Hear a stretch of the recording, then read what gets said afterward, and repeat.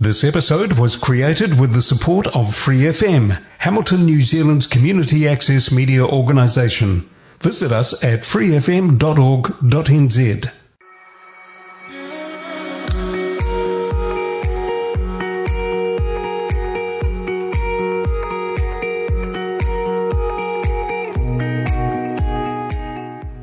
Hello and welcome to another episode of ReThinking Mental Wellbeing. This is our community podcast where we can talk about everything related to depression and anxiety. So my name is Andre and I want to thank you for being with me over the next half an hour as we share the space of lived experience where we can talk about how to live the best version of our authentic life. So, if you're ready, then I'm ready. Welcome to the podcast.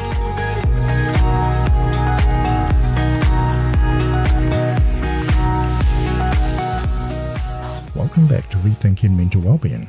If you're here for the first time, then I welcome you to the show. If you have been here before, then welcome back to the show. A single quote can shift your mindset. A few words can change the way that you see the world.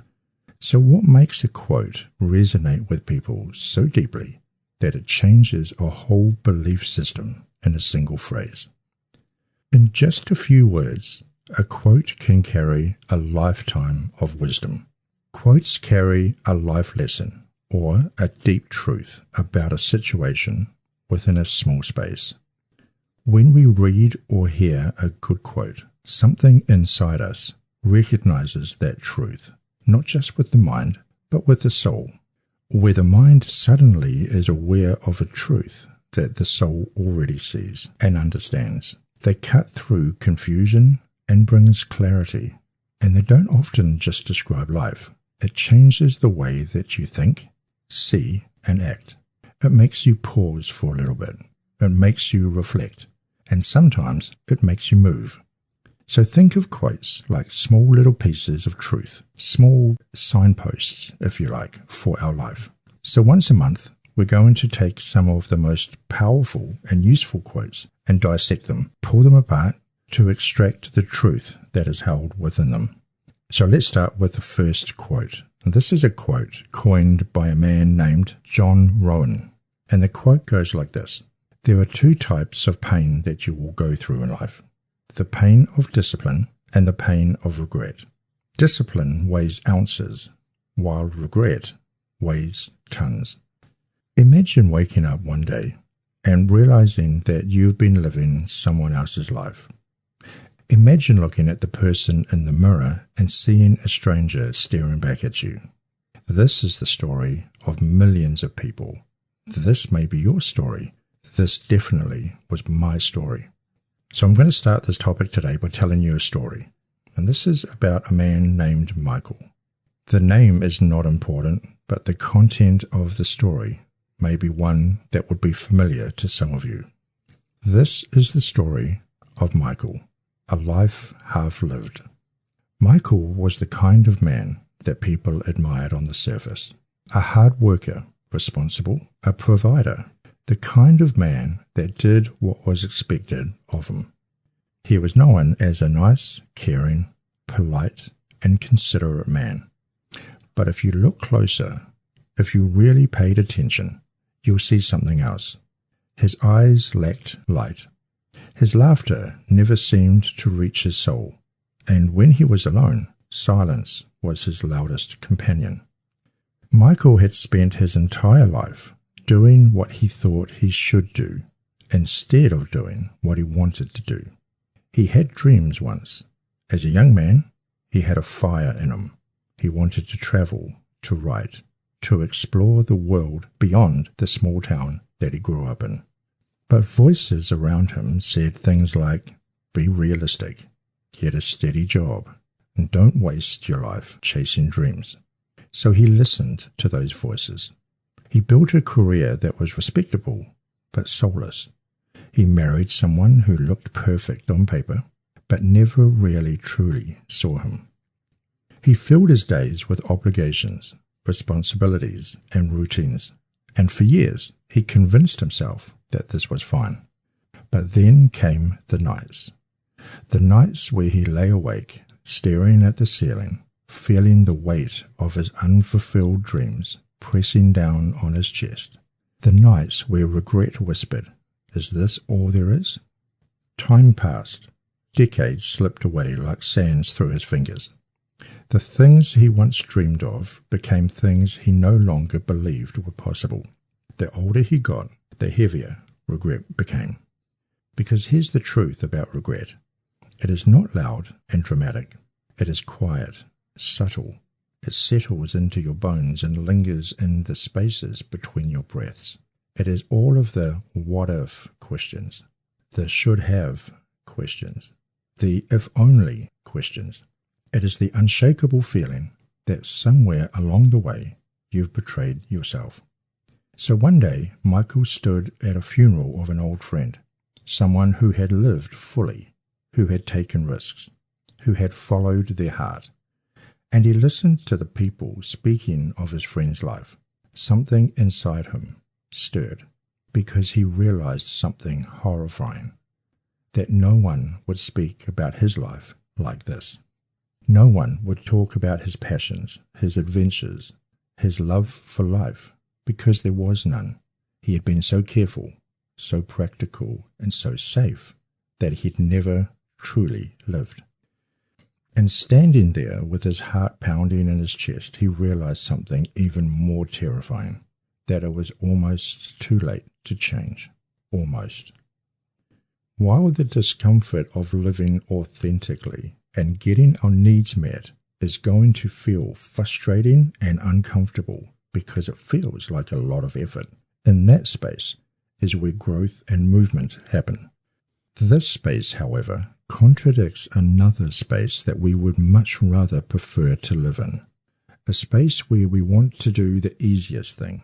A space that gives us the quickest reward for the least effort and resistance, and the thing that is the most comfortable and familiar to us. The problem is, as a species, our need for immediate gratification is sometimes too overwhelming. We would much rather have the thing that we want now.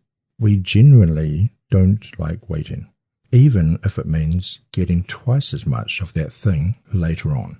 And if you want to know more about that, then Google the Stanford Marshmallow Experiment. This place that I've just described is otherwise known as our comfort zone. Being comfortable feels, well, comfortable. We are living in a safe place where less things can hurt us, where less things can harm us. But growth requires a combination of this comfortable place and also stepping into what is uncomfortable. By the way, which is different than stepping into what is unbearable. And this is an important distinction to make because being uncomfortable and being uncomfortable that is unbearable are two different things. But just for now, understand that being comfortable for many of us is very enticing and inviting. There'll be a lot of us listening to this that really want to change. We don't grow or change if we stay comfortable. Understand that discipline requires effort and being uncomfortable in order for growth and change to occur. Discipline is doing the thing that you don't necessarily want to do, that you have to do. It is doing the right thing, the necessary thing, even though it may not be the easiest thing. Discipline is exactly the opposite to motivation. These are polar opposites. Discipline means creating routines, the repeated actions applied consistently that improves our well-being. And we can even call them rituals. And a ritual is a routine that has a deeper meaning and purpose behind it. So we're not just doing things for the sake of doing things. These habits and routines that we create are ones that enable us to create a life that we want to live, that feels in line and in harmony with our truth. Discipline is waking up early when you would rather sleep in. Discipline is going to the gym when your body tells you to stay at home. It is saying no more often to distractions, to temptations, and the things that we are motivated to do now, by exchanging motivation and immediately gratifying rewards for long-term success that growth gives us. The discomfort and pain of discipline is temporary because in a short amount of time, the payoff of discipline outweighs the effort that we put into it. And this pain that feels unfamiliar has a completely different pain point than the pain of regret. They have a completely different payoff. They have one of reward, accomplishment, a sense of achievement, that sense of satisfaction, getting our needs met, and living authentically. Living within our comfort zone traps us and it lulls us into a false sense of security. And we think we are protecting ourselves from the dangers in the world or even from the dangers of ourselves, but we are trapping ourselves with the pain that we are trying to avoid. Now your comfort zone is no longer your comfort zone. It just seems less painful because of the familiar pains, the familiar thoughts and the familiar emotions that we hold within that space that is well known to us. And we keep ourselves in the very space that we're trying to avoid. How many of us think, though, that the energy effort of practicing discipline or something new seems a lot harder than if we just stayed where we were?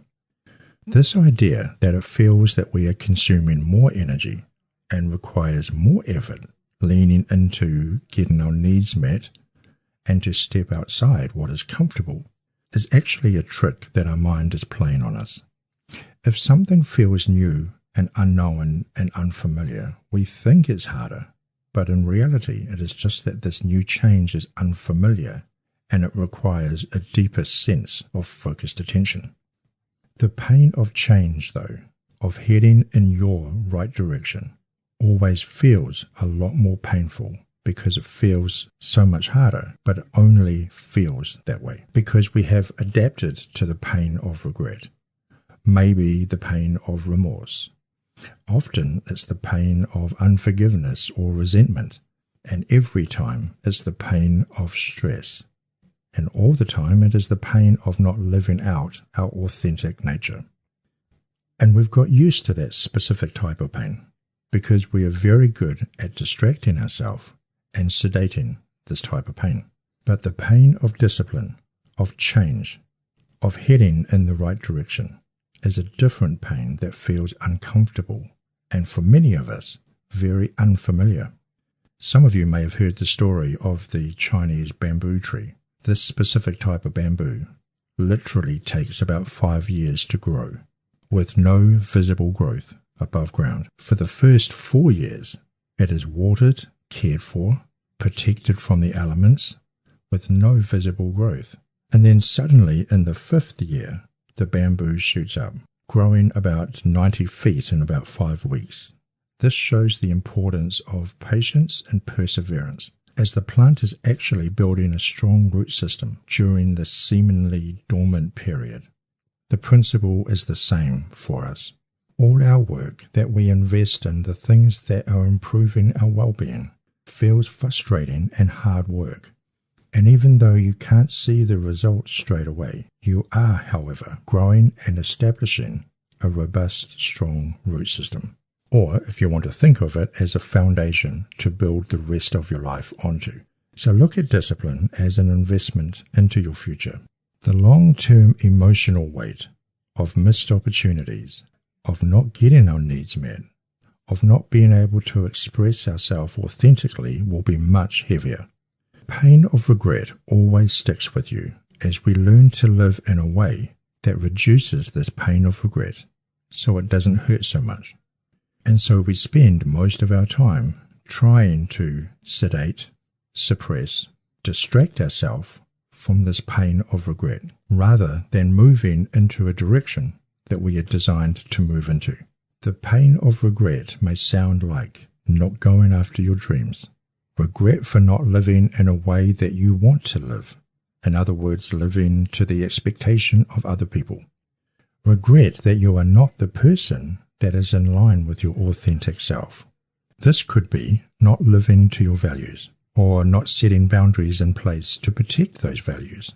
It's not getting the right connection that you need. It's not having meaning and purpose. Maybe not feeling significant, not feeling safe. Regret of holding on to the hate, the hurt, the unforgiveness, to the pain of ambiguous grief, the grieving and mourning for the person that you never had a chance to become. It's a mourning for the loss of a past version of who you are no longer, or even grieving for the person that you feel you will never be. Regret weighs tons. So what does it mean to live authentically? It means to listen to the voice inside you, the one that we may have been ignoring for years. It means facing the truth that the life that you've built may not be the life that you want. It means being brave enough to ask yourself, what do I really want? And bold enough to go after it with your bravery and courage. It means letting go of who the world told you should be and becoming who you truly are. And yes, that is scary. Yes, people will not understand. Yes, you may even lose things along the way. But here is my challenge to you. I want you to take a moment today, just 5 minutes, and ask yourself, what is the thing I have always wanted to do, but never had the courage to start? Write that down. And then take one small step towards it. Just one small step. Because the difference between a life of regret and a life of fulfillment is a single choice that you are making often. As Confucius says, the journey of 1,000 miles starts with a single step. And today you get to choose what that step looks like. So for the rest of this episode, we're going to explore some ideas and some strategies that you may find useful to move you forward. Step 1, acceptance. Owning your past, but without the shame that we attach to it. The first step in dealing with regret is acceptance.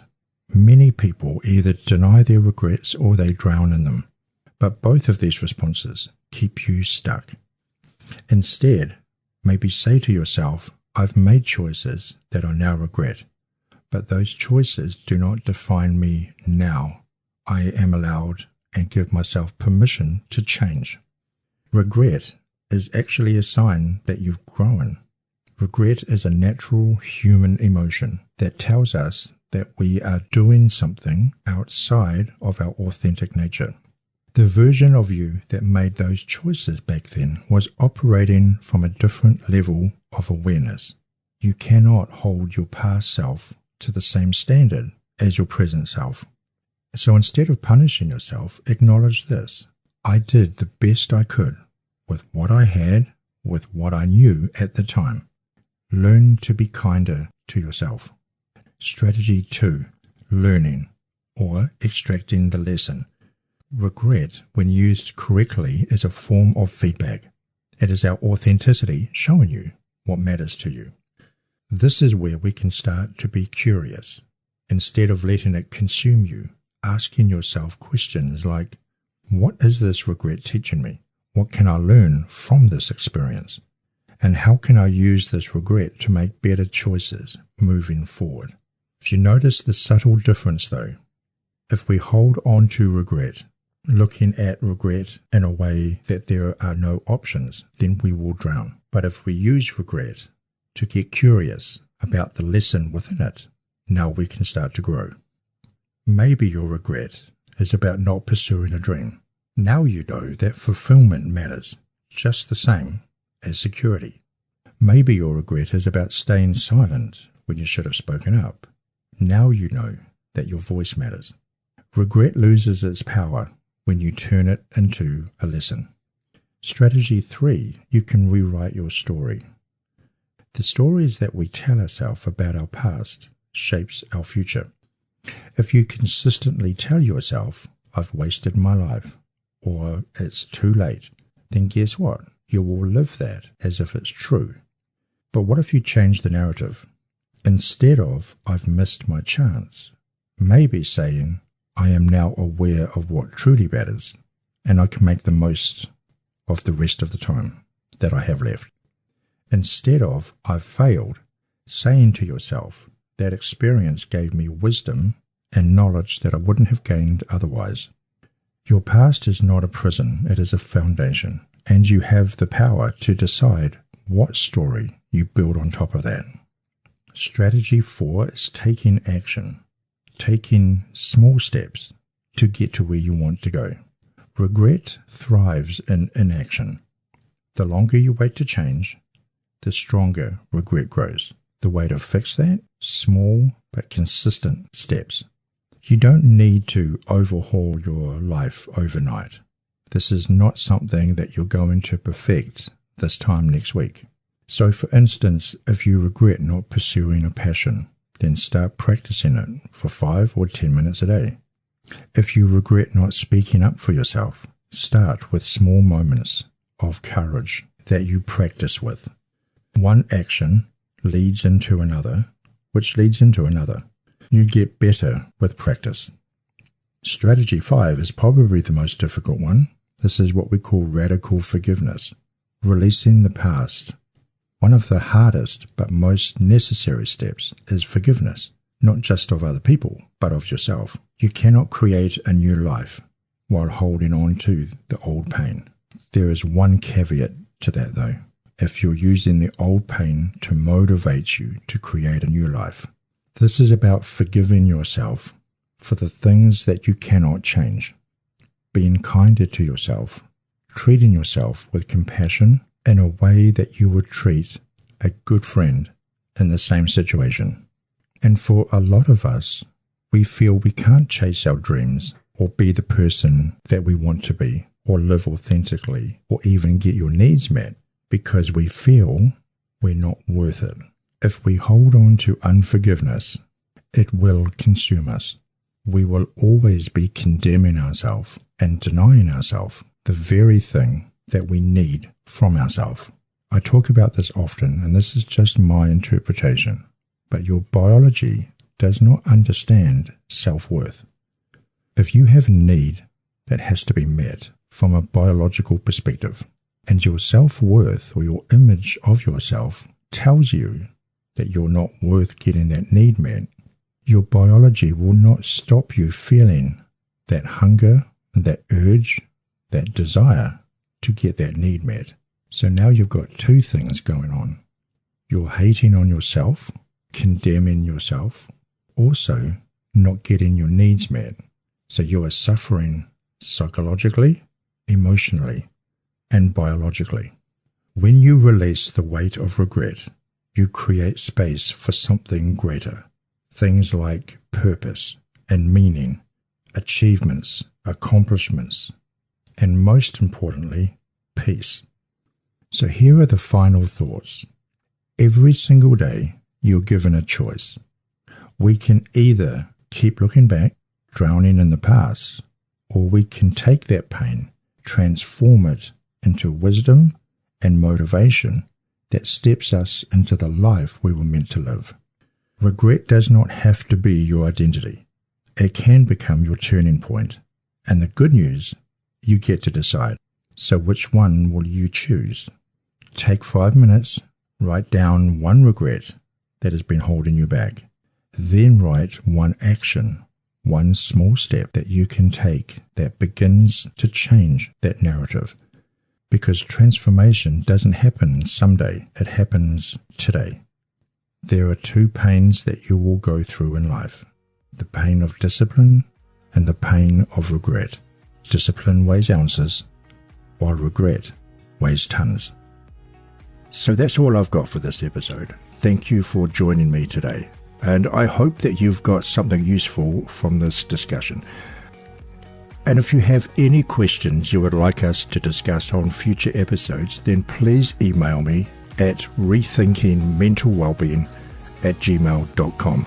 I'd love to hear from you. So until then, go well, go in peace, have a great week, and we'll see you next time.